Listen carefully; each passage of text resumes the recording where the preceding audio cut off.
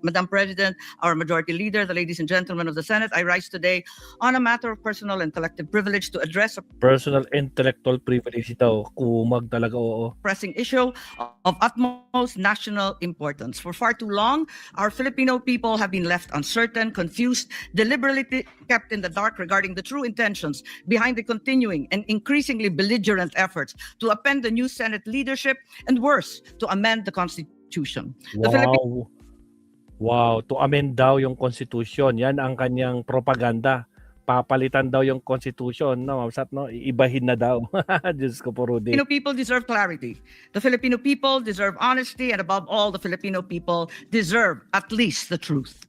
Madam President, today I will not Talagang truth, Pero sige, tuloy lang natin ito, Mamsat. Again, shoutout sa mga bagong pasok. Huwag kalimutan like and subscribe. Like po tayo.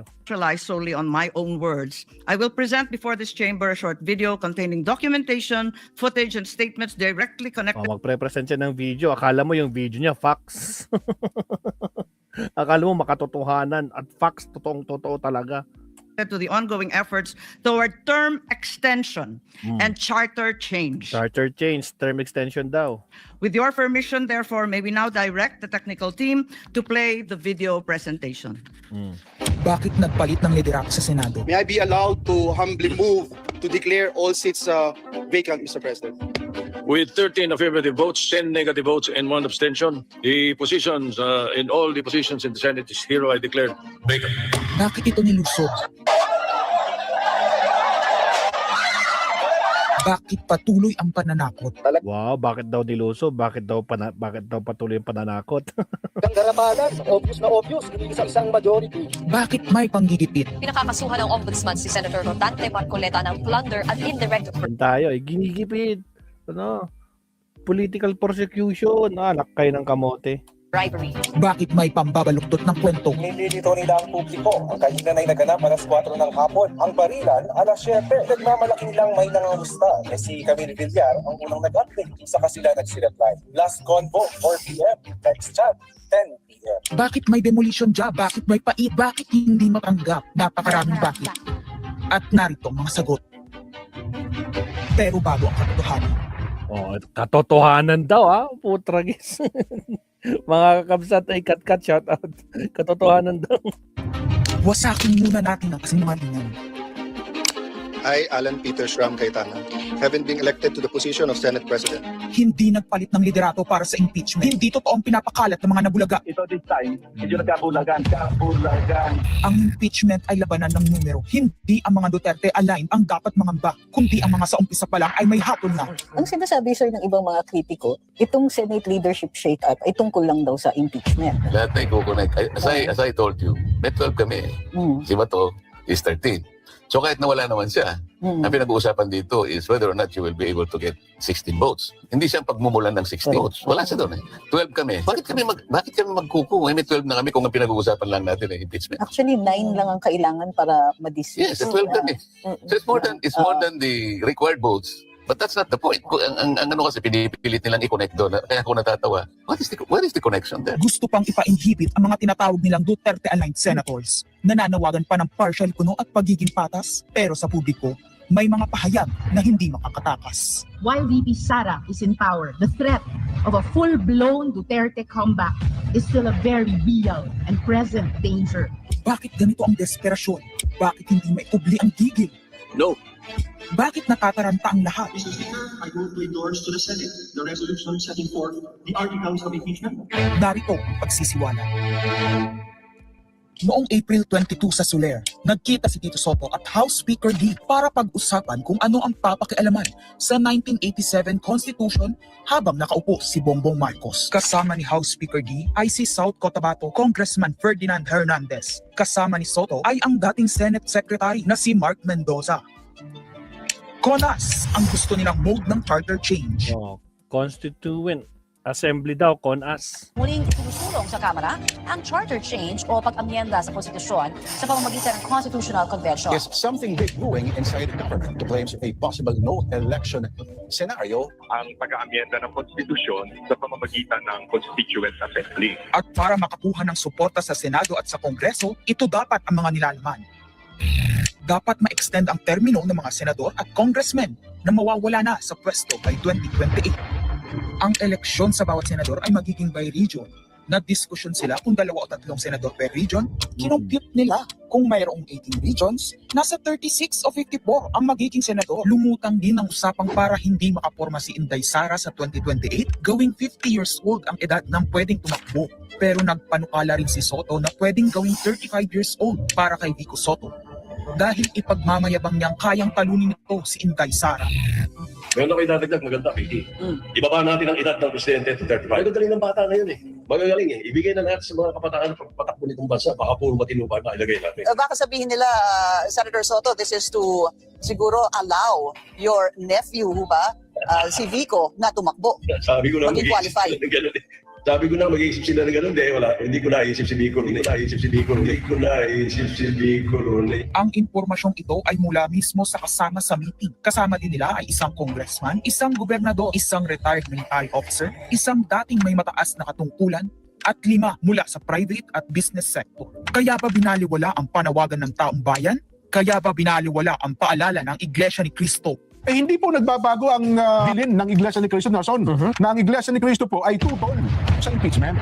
Kaya ba nagtatapang-tapangan ang mga umaastang bida sa ginagawa nilang tunay na drama? Kaya ba nila sinasabing hindi sila natatakot sa eleksyon ay dahil alam nilang walang eleksyon na magaganap? Hindi po kami natatakot sa susunod na eleksyon. At ang boto sa impeachment ay refleksyon ng boto sa pagsira sa 1987 Constitution. Pabor ang karamihan sa mga pagbabago sa saligang batas, lalo na sa usaping ekonomiya. Ngunit kung papakialaman ng iilan ang konstitusyon para maghari-harian at para sa pansariling kapakinabangan, makapwesto ng matagal o mailuklok ang kamag-anak, humanda kayo sa galit ng bayan. Ang pagpapalit ng liderato sa Senado ay hindi kakaiba. Ito ay nakabase sa prioridad at gusto ng mga senador. Bumabahanan ng ebidensya laban kila Bongbong Marcos, Liza Marcos, Sandro Marcos. Bumabaha daw ng ebidensya, putres, kahit isa wala may ipakita. Diyos ko po, Rudy. At Marvin Romualdez. Kailangan ng may bayag sa Blue Ribbon Committee.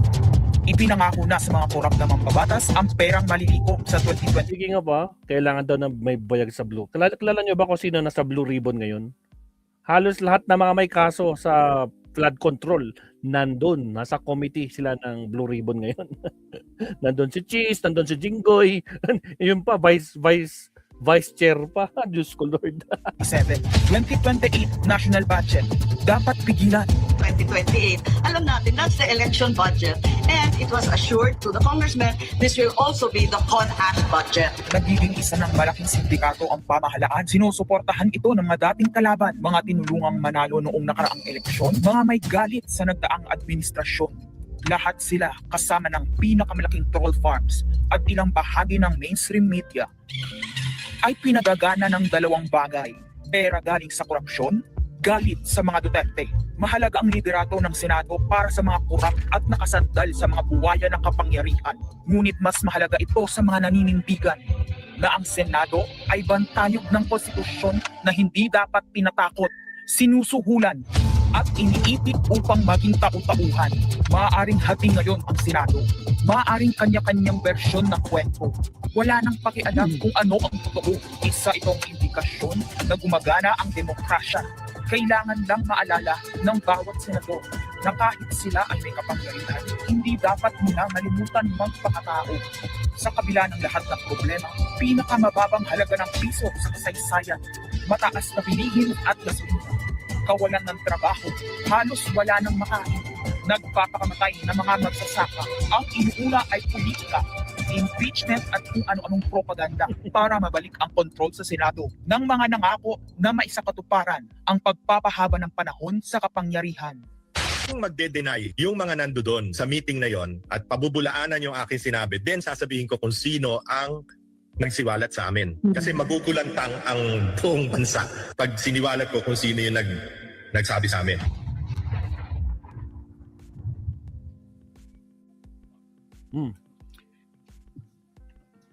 Impeachment, no elections, term extension. Ito ang inaatupag ng ilang mambabatas na nagiging mambubutas ng sikmura ng taong bayan. Inuuna ito kaysa gutom, trabaho, kalusugan, kabuhayan. Gusto nilang pahabain ang Impeachment daw ang ginagawa ng mga mambabatas. Diyos ko Lord. Constitutional duty yan, kumag. Diyos ko Lord. paghihirap ng Pilipino. Gusto ata nilang gumapang ang bayan sa dusa, gaya ng paggapang ng mga buhaya sa kaban ng bayan at konstitusyon. Ginoong Pangulo, Ginang Pangulo, hindi ko inaakalang aabot sa punto ng buhay ko na ako, isang Marcos, magtatanggol ng 1987 Constitution, isang saligang batas na isinulat laban sa aming pamilya. Pero sa huling pagbisita ko sa libingan ng mga bayani sa puntod ng aking ama, pinaalala ako ng mga katagang nakasulat sa kanyang himlayan, Pilipino. At bilang Pilipino, bilang isang lingkod bayan, bilang isang kaisa-isang anak ni Ferdinand Marcos na may lakas ng loob na tumindig para sa ating bansa, dapat protektahan natin ang saligang batas ng Pilipinas. Nitong mga nakaraang linggo, hindi lang ako basta Pilipino, hindi lang ako basta senador, naging reporter pa at vlogger dahil walang mag-cover sa totoong nangyayari. Pero napakaraming nagko-cover up sa mga korap na politiko. Kung meron nakakaalam sa galit ng bayan pagdating sa pagpapahaba ng poder sa kapangyarihan, nasa unahan na ako ng listahan. Hindi ako makakapayag na walang maisabuhay sa mga aral ng kasaysayan.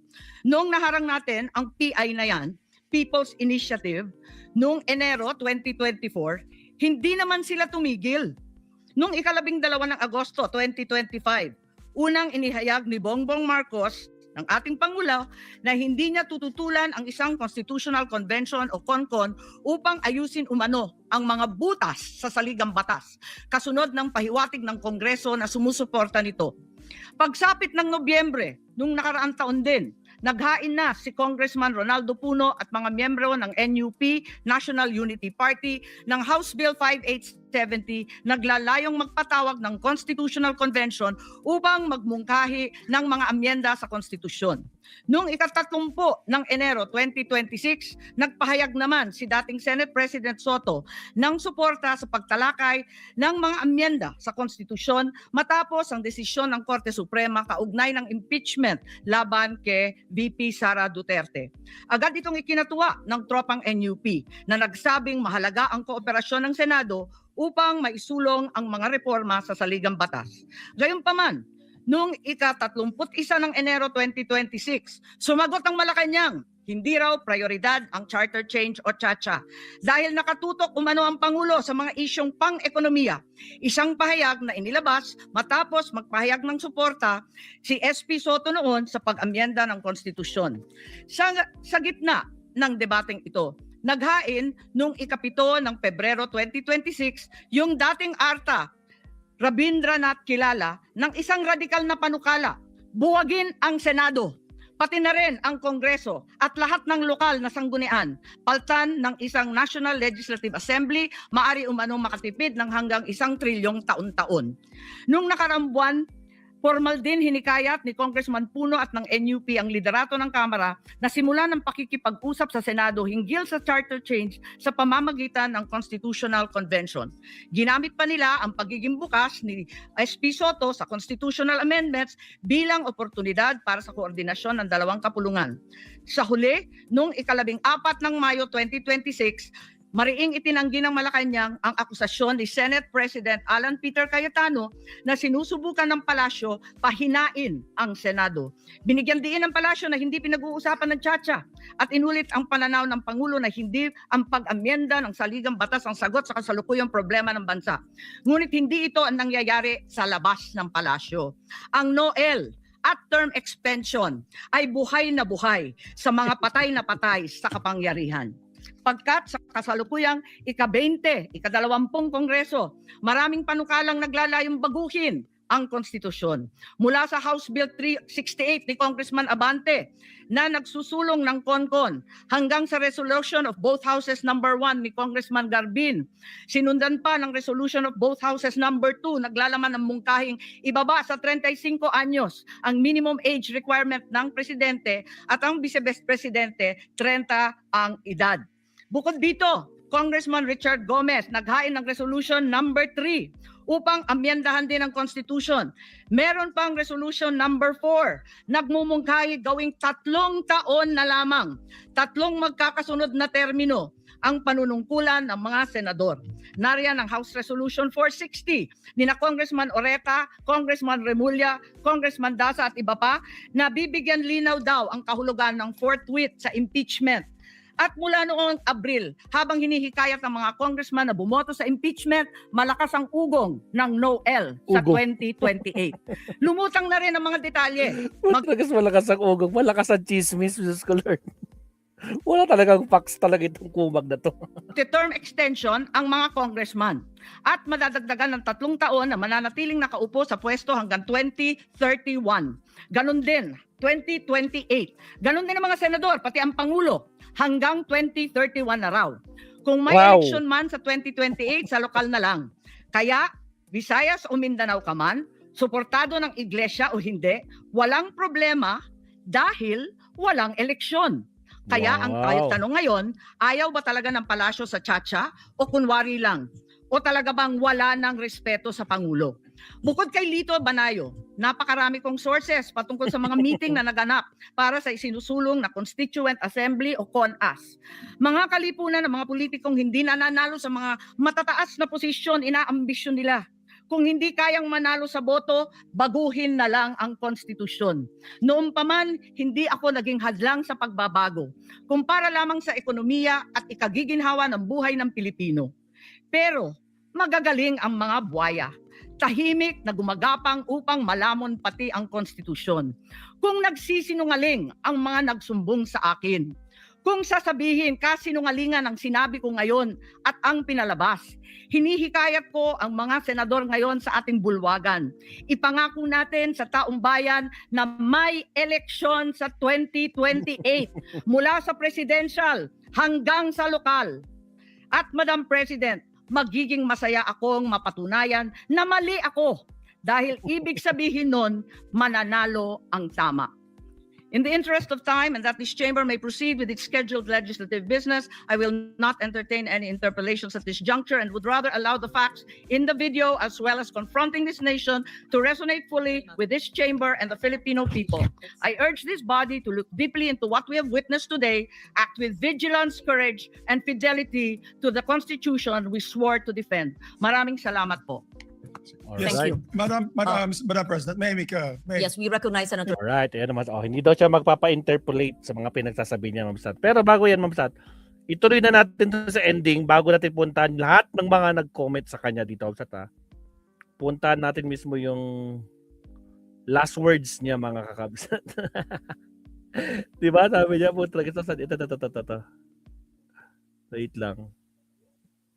Oh, ito to. Ending tayo, ending. Okay, ito na. Thank you, sir. Talagang siya, hindi niya matanggap, mga kabsat. No? Talagang sinoplak siya, harap-harapan. Sinampal siya ng kaliwat kanan ng mga kapwa senador niya dito. O, sige tuloy. Ako na. We recognize once again Senator Amy Marcos. Yes, maraming salamat po, Ginang Pangulo. At tunay na nakaka-offend ng mga sentimiento na nagkalat sa SOCMED na siyang nilaman ng videong ipinakita. Subalit nakaka-offend din kasi yung mga sinasabi ng ilang senador tungkol sa akin na sadyang sinungaling, na lahat daw na lumalabas sa bibig ko ay lahat all BS, outright lies, at yung iba Lahat na lumalabas sa bibig niya, all kasinungalingan daw. Sinong naniniwala na lahat ng lumalabas sa bunganga nitong si Babalu, Mabsat, na kasinungalingan ang lahat ng pinagsasabi niya? Press 1 nga sa mga naniniwalang sinungaling itong si Babalu. At press 2 sa mga nagsasabing hindi siya sinungaling. Diyos ko, pero nasaktan siya dito, mga kabsat. Durog siya dito. 10 senador ang talagang natanggap niyang sampal kaliwat kanan dito.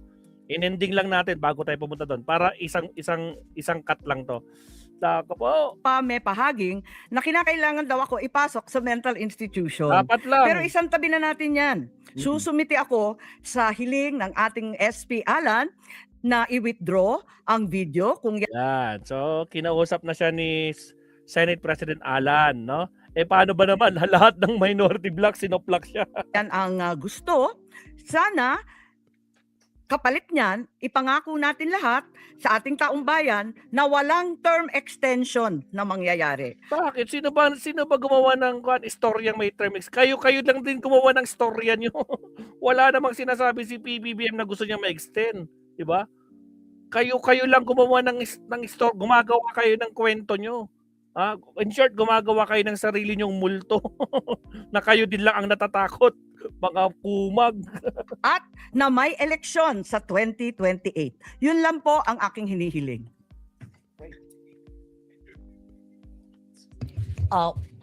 We take note of that and we thank. Alright, okay na tayo dyan, Mabsat. No? So we're good. Countdown lang muna natin to para sa puputulin ko siya, Mabsat. Wait lang. Here we go. Uy, ba't nga?